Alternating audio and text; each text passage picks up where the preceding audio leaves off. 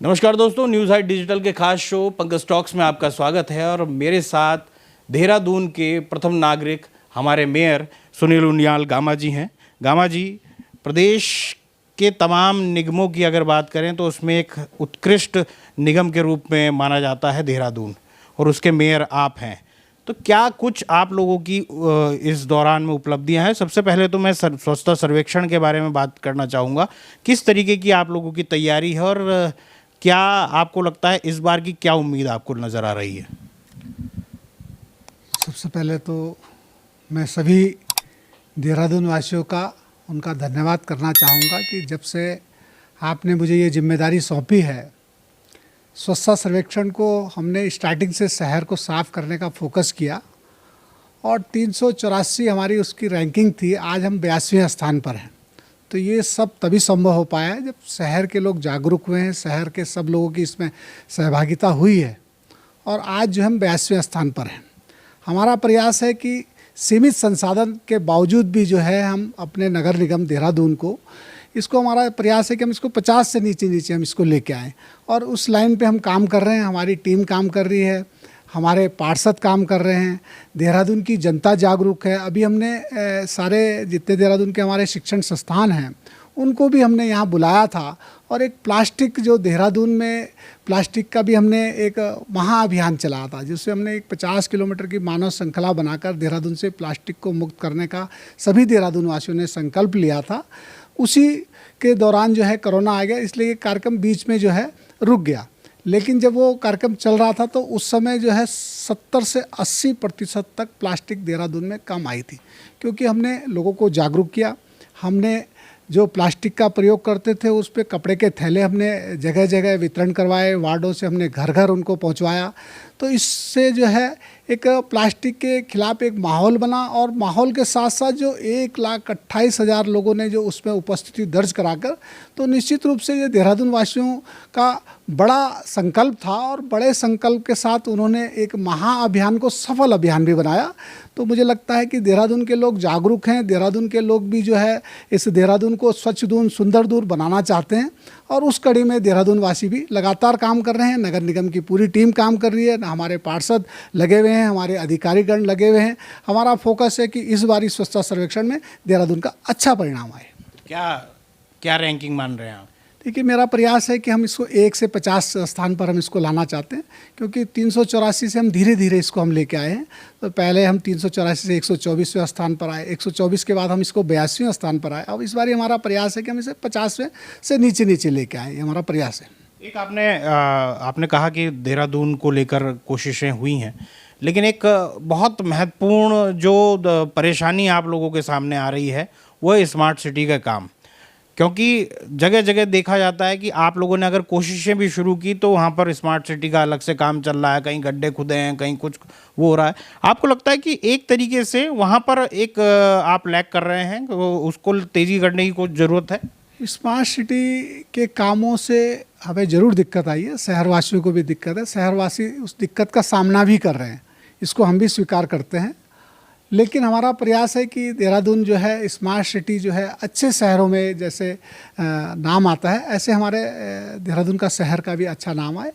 इस समय दिक्कतें ज़रूर हैं, लेकिन मुझे लगता है कि जब स्मार्ट सिटी बन के तैयार हो जाएगी तो इसके परिणाम भी अच्छे होंगे और लोगों को उस समय जो है एक राहत भी मिलेगी। लेकिन अभी जो है मैं सभी अधिकारियों को भी लगातार हम जो है उनसे वार्ता करते हैं, उनसे संवाद करते हैं। व्यापारी भाइयों से भी जो है संवाद है और निश्चित रूप से व्यापारी भाइयों को भी दिक्कतें हैं, लेकिन उसके बावजूद भी जो है शहर को स्मार्ट बनाने के लिए सभी व्यापारी भाई भी लगातार सहयोग कर रहे हैं। हमारा प्रयास है कि समय से जो है हमारा स्मार्ट सिटी का काम पूरा हो। समय से जो हमने ये चुनौतियाँ हैं, क्योंकि शहर के बीच में जो है नया काम करना तो आसान है, लेकिन पुराने काम को जो है उसको व्यवस्थित करना वो बड़ी एक चुनौती है। लेकिन हमारे अधिकारी, हमारे शहरवासी उस चुनौती को स्वीकार करके हमारा प्रयास है कि जल्दी से जल्दी स्मार्ट सिटी के काम पूरे हों।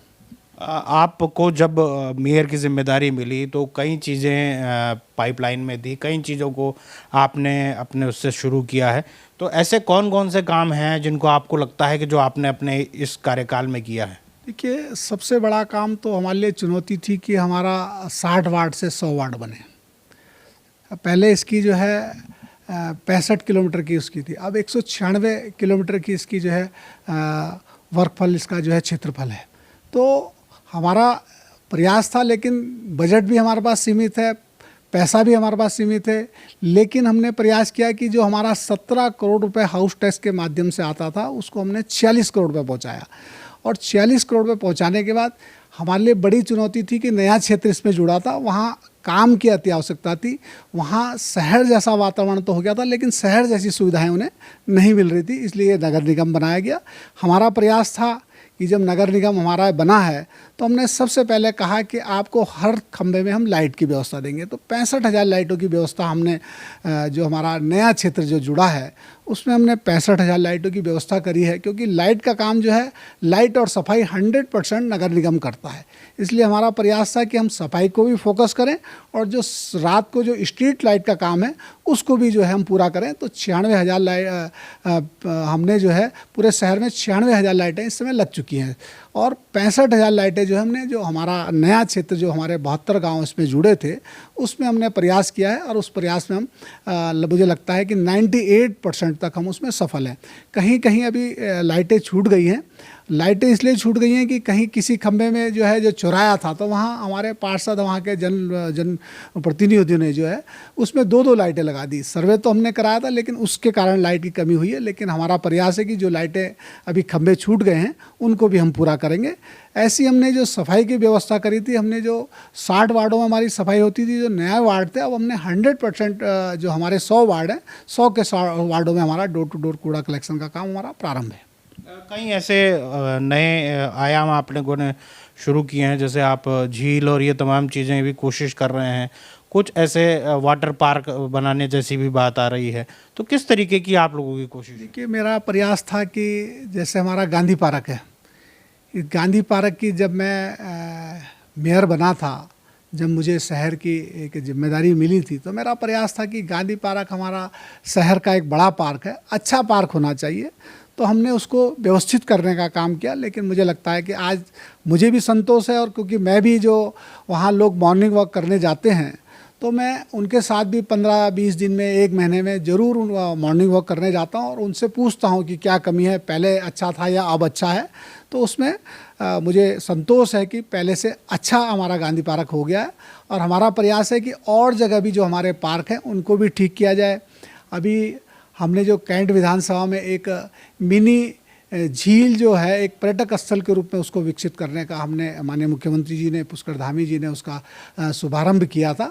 अभी उसका सफाई का हमने उसका टेंडर किया है। सफाई का काम उसमें जब प्रारंभ कंप्लीट हो जाएगा उसके बाद हम उसको, और जो है उसकी एक DPR तैयार हो रही है।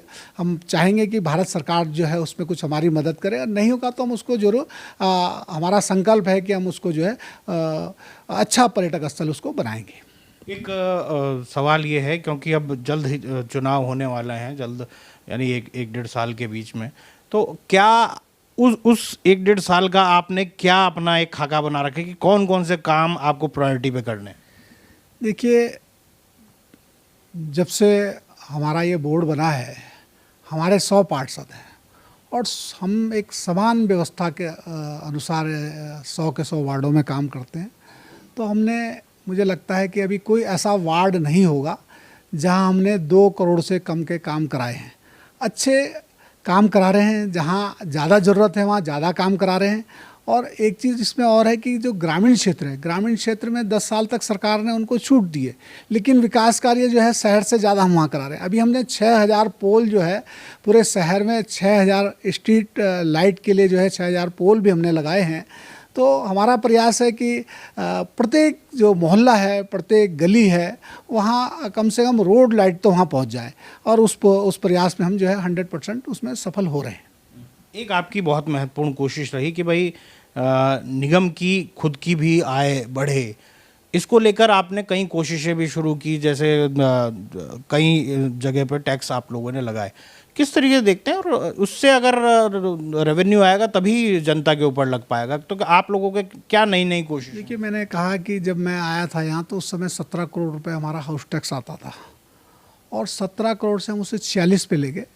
हमारा प्रयास है कि अगर ये बीच में कोरोना ना आता तो हम 100 करोड़ तक इसको जो है हमारा पहुंचाने का लक्ष्य है। और अभी भी हमारा प्रयास है कि हम इसको जो है, जो लोग टैक्स नहीं देते, हम बार बार उनसे अनुरोध भी करते हैं। कहीं सख्ती करने की आवश्यकता पड़ती है तो सख्ती भी उसमें की जाती है और अच्छे परिणाम आ रहे हैं। कोरोना के बावजूद भी जो है हमारा टैक्स आ रहा है। अभी हमने जो है लगभग शहर में हम जो बेरोजगारी की एक समस्या है उसको भी दूर करने का काम कर रहे हैं। जैसे हमने 6 नंबर पुलिया में जो है हमने एक वेंडिंग जोन बनाया है, ऐसी शहर में जो है लगभग हम 20 जगह जो है वेंडिंग जोन बना रहे हैं ताकि हमारे उत्तराखंड के लोगों को, हमारे युवा बेरोजगार भाइयों को उसमें रोजगार मिल सके और वो अपने स्वरोजगार की ओर अपने आगे बढ़ सकें। तो ये थे देहरादून के मेयर सुनील उनियाल गामा जी, जिन्होंने अपने अभी तक का कार्यकाल को तो बताया, आगे का भी उनका क्या रोड मैप होगा इसके बारे में भी बताया है। तो मिलते हैं अगले वीडियो में, तब तक के लिए नमस्कार।